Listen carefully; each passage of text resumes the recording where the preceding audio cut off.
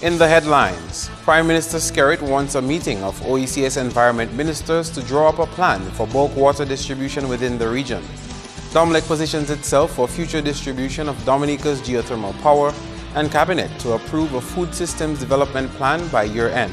I am Kenny Williams with the Channel 5 News. Details after this.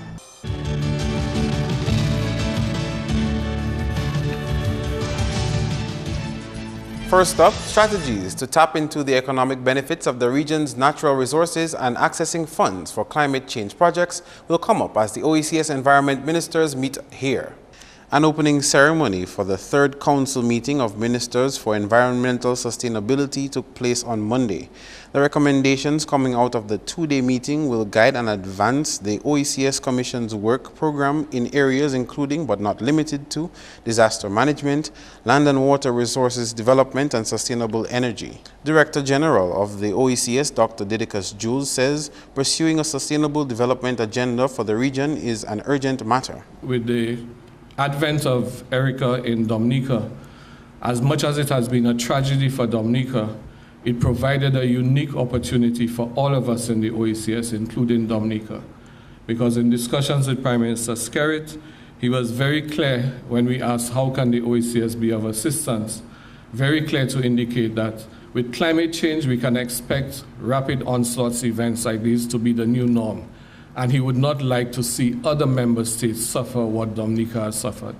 As a result of his intervention, we are now actively engaged in discussions with all of the regional mechanisms, say DELMAR, the Regional Security Service, the Martinican and the French disaster preparedness apparatus, so that we can tighten our response mechanisms, strengthen our predictive capacity for such events, and be able to seamlessly respond as a unified single space to any disaster like Erica occurring anywhere else in the OECS. In relation to water resources management, Prime Minister Skerrit would like the meeting to come up with a project concerning transportation of bulk water intra-regionally for countries with water shortages.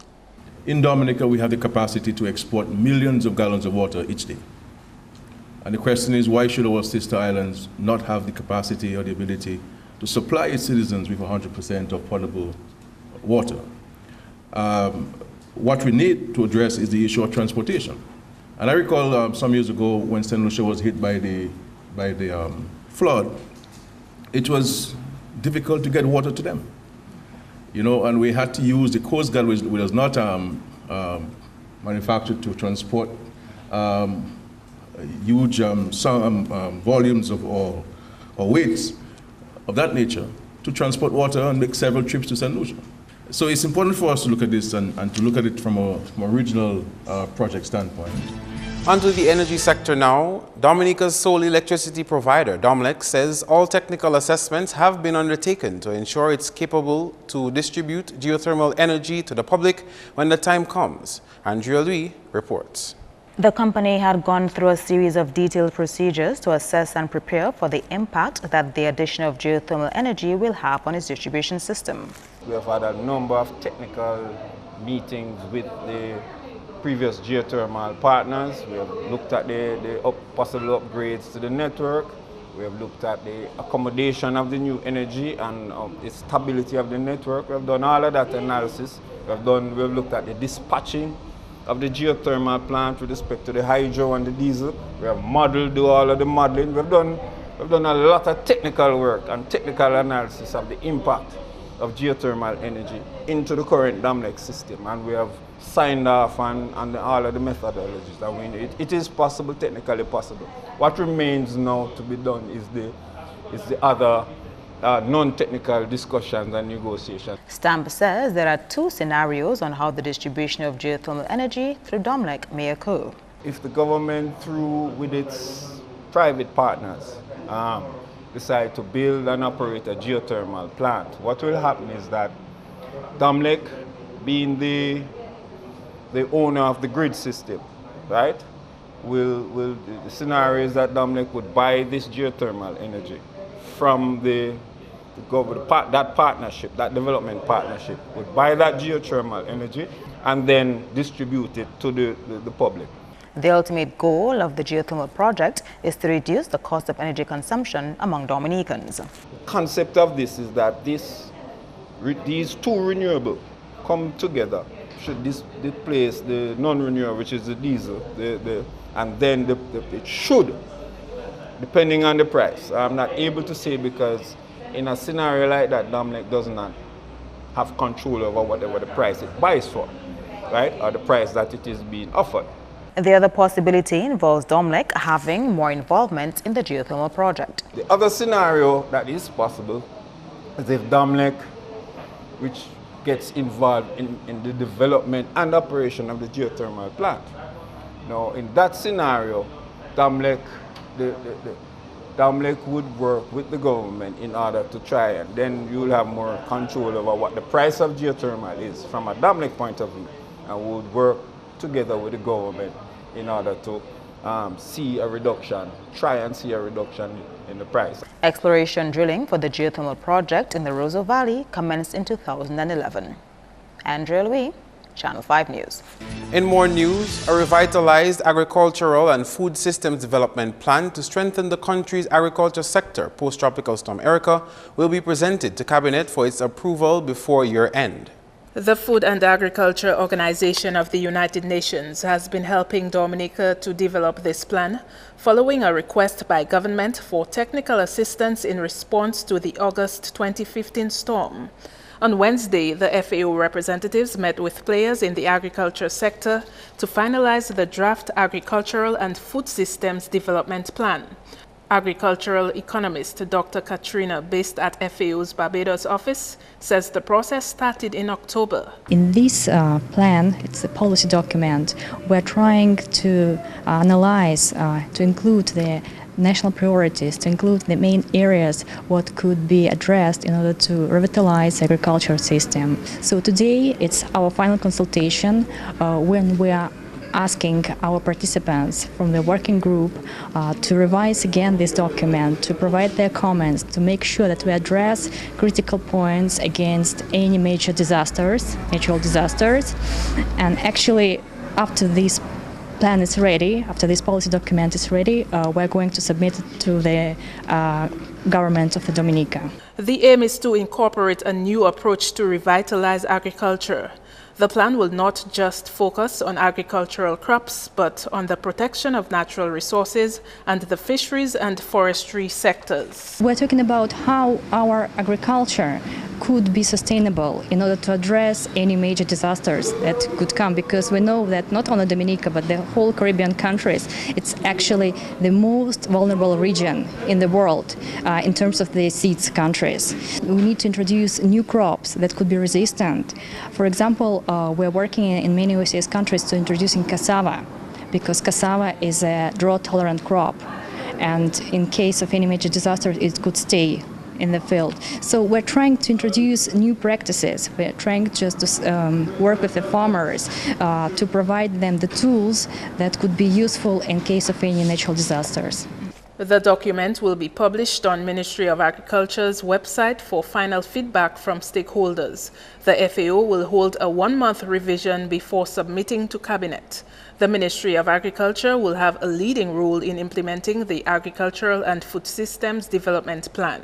Idona Jean-Baptiste, Channel 5 News.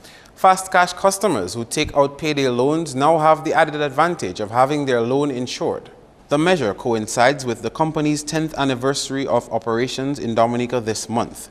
The new measure is meant to protect customers and their immediate family in the event of any unforeseen circumstance, such as involuntary loss of job, critical illnesses, or temporary disability. This protection for lenders is being undertaken in collaboration with Pan American Life Insurance. If somebody dies, the plan covers your loan balance and up to $3,000 in expenses. If you're disabled temporarily, the plan covers up to 6 months of your loan installments. If you're involuntarily dismissed, terminated from your job, it covers up to 6 months of your employment. One company representative says this was one way they thought they could give back to their customers. The new plan will be available to customers in 7 islands and 15 offices around the region. The insurance protection for your loan is not free, but the company says the cost to customers is minimal. We have actually done it in a way that we lower our interest rate, just so that the customer doesn't feel it in the end. Yeah. Because obviously it comes at a cost to us. So we absorb that cost by giving the customer lower interest rates. Coming up, Dominica's efforts to catch up with the rest of the region on reforming child justice laws.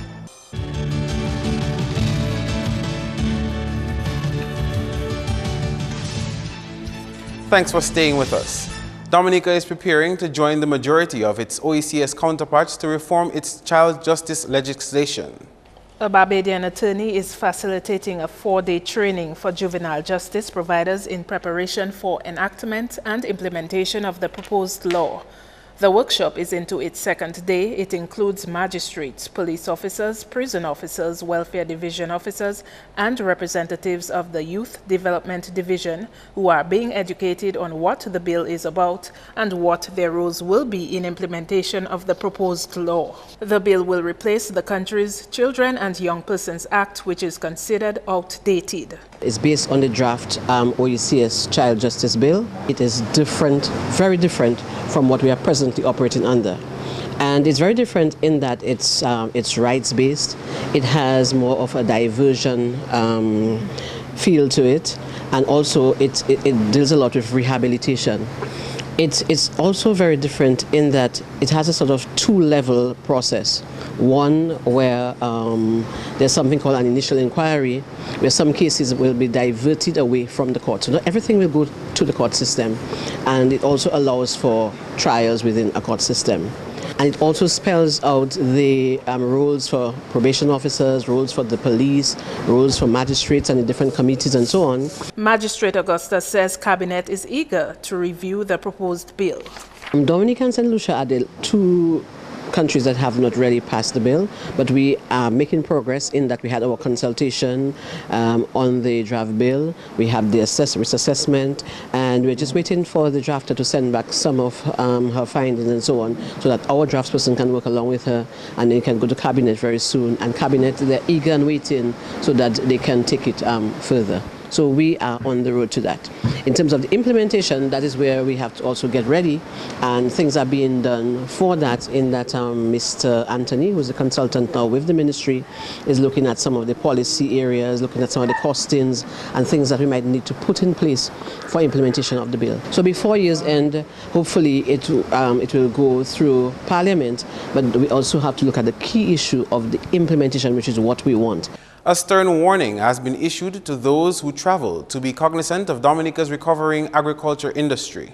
Permanent Secretary in the Ministry of Agriculture reiterated the call in light of Dominica's agriculture sector bouncing back post-tropical storm Erica. If you see something in Guadeloupe or you see something in Barbados, you do not really have to have it. And especially like vegetable material. You have hitchhikers, you know, and they come in the form of insects, they come in the form of bacteria and fungi, and then once they come into our country where they never existed before, they tend to grow and develop profusely because there are no natural enemies, nothing to keep them in check. There are scale insects, for example, that can come in, and we had a very serious problem in La Plaine last year. The Permanent Secretary warns that infected animal meat can be deadly for human health. For animal health, we have the same problem. This one now, these are zoonotics. They cause disease to human beings. And therefore, we need our people to cooperate, be very careful. Don't just buy meat and hide it in a bag. And if the customs ask you to take it out, you get very angry. They are doing it for a very, very good reason. They are safeguarding the agricultural sector by so doing. We're an agricultural-based economy, and we cannot afford to have introductions of pests and disease that affect agricultural crops. Geest says this problem goes beyond those who travel and carry plant or animal material. This is also a problem if people bring in heavy equipment on the port that has been digging soil in another country, and they bring it for whatever reason to assist in a situation here. They also carry passengers, giant African snail. It is very well managed by the Plant Protection Department. Very well managed. But it keeps coming in. We want to encourage the public to please, if they have to carry something, make sure it is fumigated, make sure it goes through the proper quarantine procedures before they bring it into this country. The agriculture, fisheries and forestry sector suffered $114.22 million in damage following the passage of Tropical Storm Erika last year. The Dominica Electricity Services Limited, DOMLEC, is well on its way to achieving world-class safety standards by the year 2020. GERALD reports. DOMLEC's health and safety officer says the company has already recorded a considerable decline in the number of accidents in the workplace. One of our main indicators, our all-injury frequency. We have seen it come from a high of 2.02 in 2011 to a low of 0.32 in 2015. At this rate, we are well on our way of achieving world-class safety, and that is achieving zero workplace accidents in 2020. We have also managed to control our significant and moderate environmental incidents to a significant level, and we have not had any of these incidents in the past 8 years. General Manager of the company, Bertilia Mackenzie, says the company is employing several strategies to ensure it reaches its goal of a world-class safety standard by 2020. We have crafted, in support of achieving that objective, strategies, and they include taking a proactive approach, identifying gaps through continuous assessment. Another strategy is greater supervisory involvement through coaching the supervisors to play a bigger role. It also involves taking part in EMERA Caribbean-wide training in safety, health, and the environment. And so, when we would have achieved world-class safety in 2020, we're not going to just rest on our laurels. We're going to continue to ensure that we maintain. The company launched a Health and Safety Month on Wednesday. This year's theme is Safety, Your Life, Your Health, Your Environment. A visit to 20 schools around the island will form part of DOMLEC's Health and Safety Month activities. GERALD, Channel 5 News. Operations at the new Newtown Primary School are progressing smoothly since staff and pupils have taken up occupancy there since January.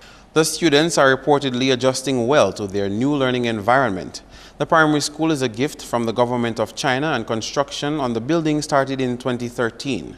Following Tropical Storm Erika last year, Newtown Primary School held classes at the Teachers Training Campus on Bath Estate on a shift system with pupils of the Pitt-Savan Primary School. However, in January 2016, the Newtown Primary began holding classes at the new building. The new building is a great improvement over the former school structure. If you remember, we were in something which was referred to as a fowl cage. Yeah, with wire meshing. When it rains, we get wet. When it's hot, it's too hot. And so this location, or this new building, is a vast difference from what we are accustomed to. It's very spacious, a lot of space. The classrooms are very large, and the sitting accommodation is very comfortable. Remember, too, in the former building, we had something like a theater-type setting in one section of the room where the teacher was down and students were sitting on an elevated area on steps. So this is much more comfortable, it's more conducive to learning, and indeed we are very happy to be in this new building. This state-of-the-art school building is also equipped to accommodate physically challenged children. Kopel says the pupils are being taught to appreciate the features of the new school structure. At present, we do not have any students who are physically challenged. However, we had a student who had an accident some time ago, and he had a broken leg. And so the elevator became very handy because his classroom is on the 3rd floor. And so we used the elevator for him for several days. And so, but to date, we have no children who are physically challenged. And of course, we have to let them to appreciate the new environment in terms of protecting the school for themselves and for their siblings in the future. 267 students are currently enrolled at the new Newtown Primary School. Kopel noted that there are still some adjustments to be made on the compound, especially in terms of fencing, to make it safer for the students. We had a steep slope towards the northern and the Raven End And boys used to go down there, when the balls go down there, run along there, and we used to have to keep our eyes open on this. The slope is a little more gentle now, and there are plans for fencing. We still have a little fear, a little challenge on the southern end with the cliff overhanging just under 4th May. The intention again is to raise the wall. Apart from this, I think we are safe. An official opening ceremony for the $6.8 million Newtown Primary School is carded for later this year. That's news, your sports highlights next.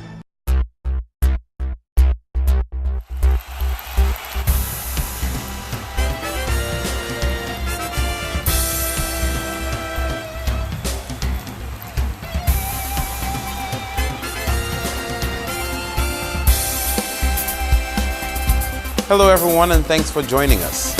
First up in sports, T20 boss Chris Gayle could make another appearance at the upcoming Australian Big Bash League. This according to Melbourne Renegades coach David Shaker. Gayle gained much publicity in January when, during his mid-match interview with Mel McLaughlin, he made comments that were deemed inappropriate. The Melbourne Renegades fined Gayle $10,000 without suspension. However, Cricket Australia Chief Executive Officer James Sutherland said Cricket Australia had no plans of banning clubs from signing Gayle from the upcoming BBL. Shaker says while Gayle's behavior was wrong, it would not be reason enough not to sign him again should the Renegades decide he would improve their chances of capturing the title. On to basketball now, where Kelvedaro Hurricanes blew past Detroit Blazers and Interschool defeated Tigers in the 2016 Flow DABA League on Tuesday. Hurricanes, in a winning effort, scored 60 against Blazers 42 in the Division I match. Jerry Williams was the top shooter for Hurricanes with 16 points, while Dinard Baptiste assisted with 11. Blazers' Nathan Sebastian and Nigel Morrow got 10 each. In the other match of the night, Interschool scored 86 while Tigers got 79. Edmund Williams Jr. was the top shooter in that match, securing 26 points. JV Bellot chipped in with 13 and Alec Laza 12 for Interschool. For the Tigers, Tony Lee scored 23 and Haywood Powell 19. In football, it will be football galore this week and on the weekend as 12 matches are on the cards in the national leagues of the Dominica Football Association. Here is Gerald George with the football lineup. In a doubleheader at the Newtown playing field on Thursday, Maxroy Classics Fokole will battle Baffin State Football Club from 5 p.m. while at 7 p.m. it will be Times Ballers Signman Middleham United versus Goodwill All Stars. On Saturday, Dubla Football Club will take on Kalibishi at the Benjamin Park, while at the Newtown playing field it will be Delton United versus White River Ballers. Both matches begin at 5 p.m. And at the Castlebrooks playing field, Nemesis United will come up against East Central Young Boys at 3 p.m. On Sunday, Goodwill All-Stars will battle ACS Tarish United at 3 p.m. in the first match of a doubleheader at the Newtown playing field, to be followed by Haitian Angels versus Daddy Chess Barfoot Ambassadors at 5 p.m. Meantime, in the DOMLEC Women's League on Saturday, defending champions New India Goodwill Runners will take on Mao Soka Strikettes at the Newtown playing field, while at the Benjamin Park it will be Bomber Starlights versus Wood City Strikers. Both matches begin at 3 p.m. And in the DFA Sports Division Secondary School Girls League on Friday, Portsmouth Secondary will take on Goodwill Secondary at the Pottersville playing field at 2:30 p.m. while at the Lindo Park in Goodwill it will be Pierre Charles Secondary versus Castlebrooks Secondary at 3:30 p.m. Let's go to Kolkata for cricket in the international scene. Kolkata Knight Riders bested Kings 11 Punjab by 7 runs in the Indian Premier League on Wednesday. Riders took first to knock and scored 164 for 3. Robin Uthappa smashed 70, G. Gambhir added 54 and Andre Russell 16. Set 165 for victory, Punjab replied with 157 for 9 with Glenn Maxwell getting 68 runs. Andre Russell unleashed his vicious bowling attack on the Punjab batsmen, taking 4 for 20. Still in sports, 12 athletes with mental and physical disabilities benefited from some football training recently. President of Special Olympics Dominica, Ainsworth Iris, says the training session was timely. This afternoon we have about 10 of 12 athletes from Special Olympics here this afternoon with the coaches from Manchester City. They are going to do a little soccer demonstration because, as you know, despite the disability, these athletes have a lot of ability to do things. In Special Olympics in Dominica and in the Caribbean and world over, they play what you call seven-a-side soccer. So this afternoon our athletes are going to be exposed to that sort of training, a little 35 to 40 minutes training with these coaches from Manchester, and my athletes are very, they're very excited. Iris says soccer is becoming more popular in Special Olympics and the training was an added benefit. Soccer is something that's coming big in Special Olympics, and today will be a fillip. The training that they're getting today will really help to cement the sort of, whatever skills that they have. And finally, in results from the Kubuliche-Bissau 300 Domino League on Tuesday, Kings Hill Power 72 doors 3 points, Rabbit Hole 71 doors 2 points, and Riders 70 doors 1 point in Game 1. Game 2 had Bolos with 83 doors 3 points, Green City 73 doors 2 points, and Call for Duty 59 doors 1 point. And in the final game of the night, Cost You Less had 82 doors 3 points, Strikers 78 doors 2 points, and Arms 68 doors 1 point. That's all the sports for now. Join us next time.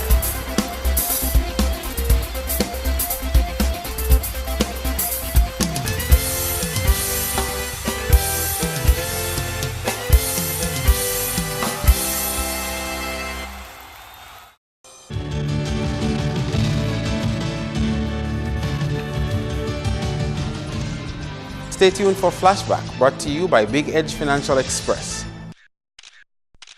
Welcome to another segment of Flashback, where we take you into our news archives at Marpin. On this date in 1995, Dominica celebrated an achievement of one of its own. Mr. Billy Doctrove became the first FIFA-certified referee to bless this island.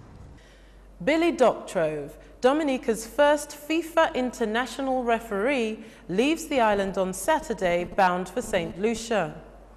There he will officiate for the first time as a FIFA referee at the second round Shell Caribbean Cup match between St. Lucia and Barbados. Billy says he's been training hard for this important match ever since he was tipped to referee before Easter. What qualities do you think it takes to make a good referee? You should know. Well, first of all, you have to be totally impartial. You have to be very honest in your everyday life, because you cannot be not very honest in your everyday life and make a good referee. So, and you have to be a firm character, because you have to be dealing with so many different persons, and you have to have a very good understanding of man management, because this is basically what refereeing is all about, managing 22 players. What did it mean to you to become a FIFA international? Well, it meant a great deal for me, and in particular, I being the first Dominican, because I said I've been refereeing since 1978, and it has always been my ambition to become a FIFA referee. But because of our football association not being affiliated to FIFA, our referees will always being deprived of the opportunity. But since we became members of FIFA last year, well, avenues have been open to us, and I feel really proud to be Dominica's first FIFA referee. Hello, Mr. Doctrove. Hi, how are you? Good, good. As far as the refereeing is concerned, it's basically over. As you said, I became a FIFA referee, Dominica's first FIFA referee in 1995, and I did quite a few games around the region, including my first World Cup qualifying game in Grenada, Grenada against Guyana. And that was the first time the Dominican football officials had gone out as FIFA officials. But I had to make a choice a few years after that in terms of my refereeing or my cricket umpiring career. And I did my first international cricket game in 1998. Again, I became Dominica's first Test cricket umpire. So I am proud that I have a unique double for Dominica, both being Dominica's first international football referee and Dominica's first Test cricket umpire. And then I spent 7 years on the edit panel, and I retired in 2012. That is awesome. So that is a good end to a story. Well, a story that is still being written. Thank you. We are happy to report another awesome story from our archives. See you next week on another segment of Flashback. I am JANIQUE Delmar Samuel. Your weather report is next. Hello, good evening. Welcome to tonight's weather broadcast. I will be your presenter for this evening, Farah Rock Korea. Today, a mid to upper level trough system generated weak unstable conditions across the Lesser Antilles, which resulted in generally partly cloudy skies across Dominica and the rest of the central portion of the Eastern Caribbean, producing some scattered shower activity across most of the Lesser Antilles with a concentration of shower activity to the southern portion of the Eastern Caribbean. The weather tonight is expected to be partly cloudy with some scattered showers, and similar conditions can be expected for tomorrow with maximum temperatures expected to peak up to 32 degrees Celsius.